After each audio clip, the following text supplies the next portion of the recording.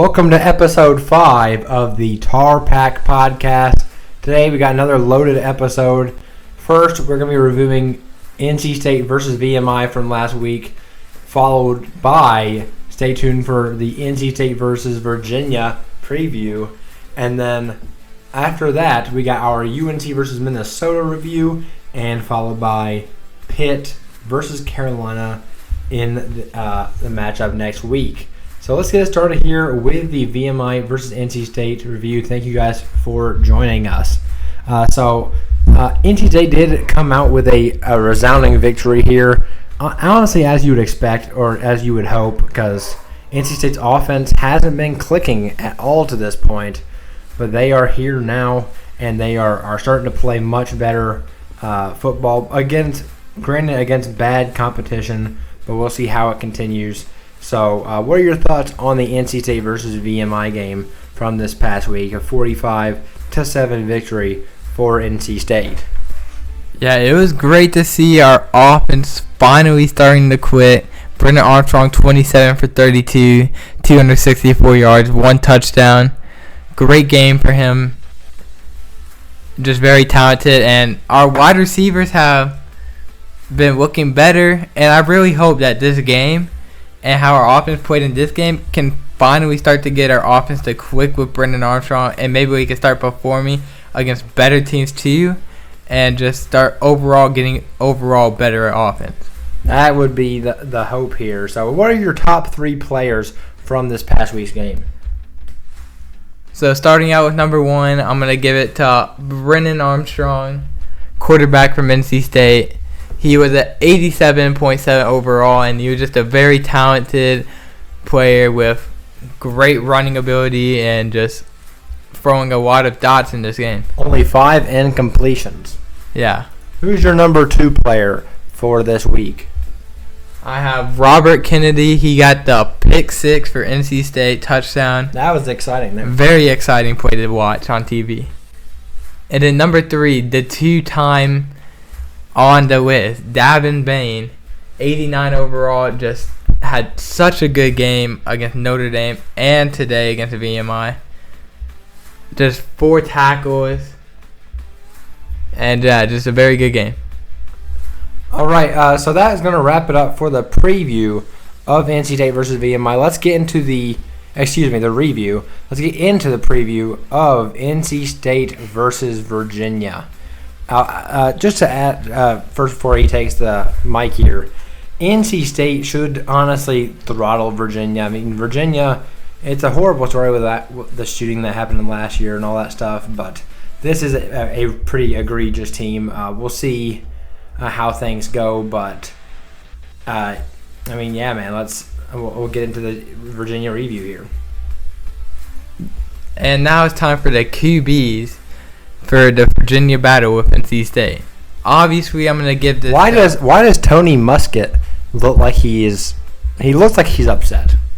QB for Virginia. He does. And, I'm going to give it to Brendan Armstrong for the better quarterback. Because, Virginia this whole year had really just not been them guys. They just haven't been scoring. Their defense has been allowing multiple amounts of points and everything. Right. Yeah, we'll try and save you guys some time here because NC State's pretty much going to have the advantage at all except for one of these positions. Isn't that right? Yes. And now to the running back. Obviously, we got NC State versus Virginia. Obviously, I've already been talking about how their offense has not been clicking at all. I'm going to give it to NC State. Jordan Houston, Michael Allen had 2 good games against VMI. How about Delbert Mims, though? Delbert Mims, too. I'm not going to overhype any of them because, it's VMI. Yeah, and Virginia's running backs have been atrocious. Fairly atrocious this year. They're averaging 3 yards a carry or something. Last week against Maryland, they had, They had only 91 total rushing yards, 3 yards an attempt. It's just not a great look for the UVA rushing attack whatsoever. And even worse, against JMU, they had 18 rushing yards on 35 carries. That is some of the most egregious numbers I've ever seen. And even worse than that, they lost to JMU as well. Yeah, they are bad. Mm-hmm. They might actually win 0 games. Like, real quick, I don't want to get off topic too much, but looking at their schedule, they're going to be favored to lose every single game on this, except for William and Mary. And William and Mary could beat them. They're currently sitting at 3-0. So we'll see. This could be a literal 0-win Virginia team. Which could be a very good game, William and Mary versus Virginia. Yes. What if State loses the shamefulness that? Yeah. Okay. Anyways. And obviously the wide receivers. So Kevin Concepcion, obviously very talented freshman. G. Farine is a tight end, but just I don't know why I'm bringing him up now. I could have just brought him up for tight end section, but he's very talented. And Kevin Concepcion, but the other wide receivers, I mean, a lot to prove. They got to prove more. They need a lot more to prove. So, I'm going to give it to Virginia. Obviously, I don't think their wide receivers are really going to do that much because they're quarterback. But, like, Malik Washington, very talented wide receiver. So, yeah. And now going to the tight end. Obviously, I already talked about NC State and their tight ends. Obviously, NC State's going to win this category over Virginia. Very talented. Juice Vereen, freshman. Absolute dog. Just very talented. Yep. And on top of Juice Vereen, excuse our dog in the background there. But anyways, as I was saying, on top of Juice Vereen, this tight end room also has a really good player, excuse me, and Trent Penix, who's coming back. So that's good for them as well. Yeah, Trent Penix, very good. And now to the offensive line, obviously not even close. I'm going to give it to State. Moving on to the defensive line. The Devin Van has really been really good this year. Yeah, Devin Van this whole year has been absolutely insane. Hasn't played that many snaps, but he's been very. But when he plays snaps, he has been pressuring the opposite team quarterback nonstop. Yeah. Every single snap he's done. So. So obviously, I'm gonna give the defensive line to NC State.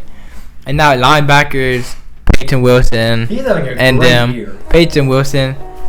Peyton Wilson is having a great year. I mean, Peyton Wilson is a guy he's a 6th-year guy, so he's very experienced and knows what he's doing at the linebacker position. So, yeah, he's very good. He's having a great season so far. Yes, he is. Just such a dog, very talented. And now to the secondary. Obviously, I'm going to give it to State. Aiden White and Shaquem Battles haven't been having the year I wanted them to have exactly, but they're still 2 very talented players. So, secondary is going to NC State.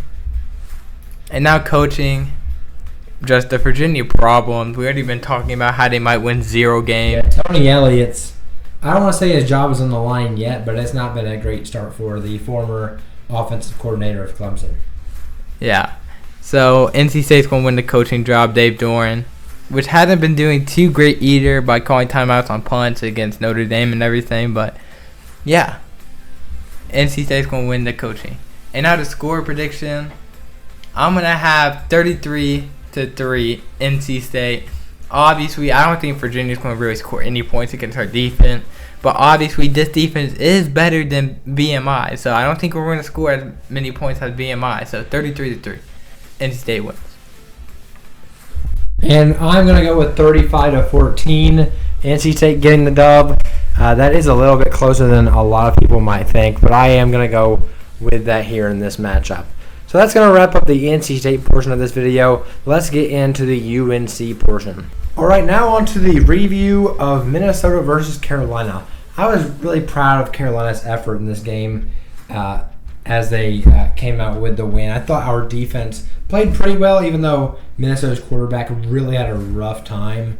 That it wasn't all forced by Carolina, but Carolina did do a good job of forcing the issue. But a 31-13 victory for North Carolina is very good in this matchup, especially given how our defense is. We dropped 412 passing yards on one of the best defenses in the country. So I'm really proud of that performance. Just got to clean up some stuff, and we'll be a really good team, man. There's no doubt about it. So getting it started, player of the game is going to go to Nate McCollum. First game fully back and starting from the injury. He had 15 receptions for 165 yards and a touchdown. Absolutely brilliant performance from him. That first touchdown pass there, pass from Drake May was brilliant. And transitioning, Drake May is my player number 2 of the game. He was phenomenal as well. Did have those 2 interceptions. One of those was just a great play by Minnesota, and one, Drake said in a post-game press conference, he's trying to get the ball out, but just couldn't get enough on him while being sacked. So, I mean, you want to clean those things up, but it wasn't too bad there. But yeah, great performance overall from Drake May. And before I give my third player of the game, I want to give a few shout-outs here. Jacoby Cowan got a sack today, the only sack Carolina had. He only played 7 snaps and had a sack in those snaps, so very good performance from him. Travis Shaw had 3 tackles tonight. Not tonight, on Saturday. Armani Chapman, the transfer from Virginia Tech, had 3 pass breakups, so great performance from him as well. But my third player of the game is Power Echols. Power Echols, 9 tackles and an interception in the game. He had a great game for the Tar Heels, which led to this victory, and was really causing Ethan Kaliakmanis. I did learn his name, by the way, Ethan Kaliakmanis. He got a lot of problems from Power Echols and that whole defense. So that's the review for UNC versus Minnesota. Now let's get into the preview of Pitt and North Carolina. Pitt, North Carolina last year was a really great game for North Carolina, especially offensively, where Drake May had one of the single greatest performances I've ever seen, and you will ever see from a quarterback. I mean, straight up, we were there for this game in person, and he was making special throws left and right. He was absolutely spectacular. So, and this Pitt team is worse than it was last year, so I think it could be more of the same from the Tar Heels this year, especially with that better defense. I really like how Carolina favors in this. And a coach in Pat Narduzzi who wants to stop the run, and he can try and stop the run all he wants, but Drake May is going to be throwing dimes all over the place. So he's going to keep that box loaded, make it hopefully easier to pass as long as those receivers can get open, which I believe they can. And that Pitt offense thus far has looked egregious, especially when you factor in Carolina's defensive ability. I think it'll be a good starting performance from the Tar Heels in this game to get started with. So let's get started here. Quarterback battle is Phil Jurkovec, the Boston College transfer, against Drake May. Obviously, Drake May has the advantage here. Phil Jurkovec, he's been around a while. He really did look good in his early years at Boston College, but he just hasn't really progressed. And he doesn't have much around him to work with this year. It really hurts that Izzy Abanikanda isn't there in Pitt anymore. But yeah, Drake May is the obvious advantage here. Running back, same thing goes to Carolina. Izzy Abanikanda isn't in that running back room for Pitt anymore, and Carolina just has big bruising backs all over the place, and they're going to be prepared in this game as well, even though their rushing yards may not be that good because Pitt really does have a focus on stopping the run. Wide receivers,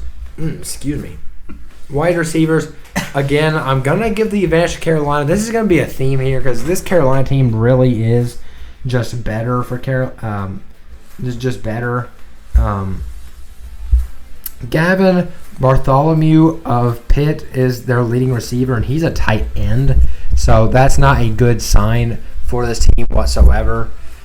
So getting into the tight ends, like I just said, Gavin Bartholomew is definitely a good player, but you talk about the three-headed monster that Carolina has, there really is no matchup here. Kamari Morales, John Copenhaver, who has been injured, and Bryson Nesbitt, they're a great trio there.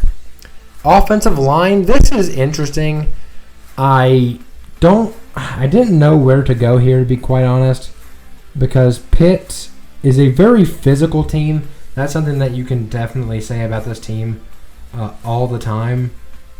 And I did kind of just want to give West Virginia an advantage in some phase of the game, and they did only allow one sack to West Virginia. So I am going to give Pitt the slight advantage on the offensive line, even though, honestly, it very well could be Carolina here.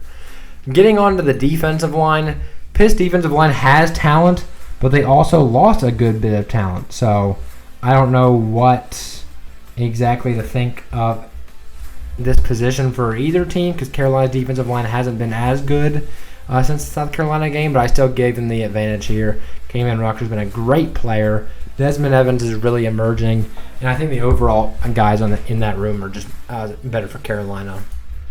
Linebacker, Pitt, they don't have Servassier Dennis anymore, so Carolina, I am going to give the advantage here with Cedric Gray and Power Eccles.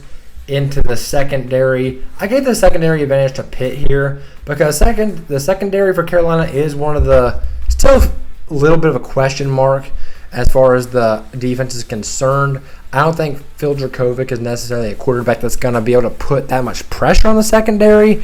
But as we saw, Athan Kaliakmanis couldn't do anything, even though the secondary wasn't necessarily always there at all times, even though I think they did play a decent game overall. But Pitt's secondary is always talented and physical, so I'm going to give them the slight advantage there. And coaching, we spoke about the coaching many times. Pat Narduzzi just refuses to fully invest in the pass game. So I am going to go with Carolina with the coaching advantage. They're just Hall of Famers in multiple spots for this coaching staff, so I'm going to go Carolina. Getting into the score preview, I talked about it a lot. I think Carolina really does outmatch Pitt in every way, and I know this is at Pitt where Carolina hasn't had much, many great performances the past couple of years, but it's always been close, and I think this Carolina team is just better than those past teams, and I think this Pitt team is worse than they've been in a few years. So I'm going to go Carolina 38, Pitt 13 in this game. I don't see the offensive firepower for Pitt, and I don't see I see the defensive vision. But I think Drake May is too good to be stopped that much by Pitt. So I think Carolina wins 38-13 in this game. What are your thoughts? Yeah, I agree with it, but for my prediction, I got Carolina winning 28-10. Honestly, your defense against this Pitt offense that had not been looking like how they've been for the past 3 years before this just doesn't look the same. And this defense is still good. It might not be as good as it used to be, but it's still good. And Drake May, just in the environment that's probably going to be in Heinz Field for that game, and having to throw in that, I really don't think they're going to score more than 28 points. So I'm going to have 28-10 Carolina wins. All right, so that is going to wrap up the previews for this Week 4 of college football. A loaded week of college football overall, by the way. There are so many ranked matchups. Alabama likely on upset alert again. But anyways, thank you guys so much for tuning into episode 5 of the TarPack podcast, and we will see you guys next week. Go Heels. Go Pack.